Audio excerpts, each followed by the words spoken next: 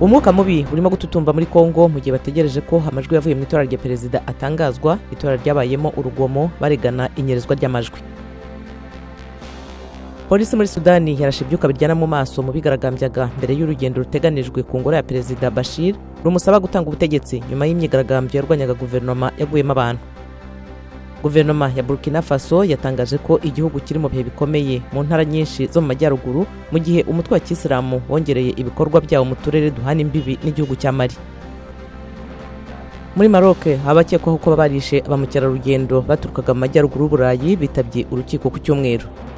Naho muri Nigeria abatuye Baga umujyi utunzwe n'uburobyi ku kiyaga cya Chad ibihumbi n'ibihumbi barahunze muri iyi minsi ishize nyuma y'uko abarwanyi ba Kisilamu n'ingabo za Nigeria basakiranye mu karere ibigo bya gisirikare byagabweho ibitero mu majyaruguru ashyira uburasirazuba bw'igihugu.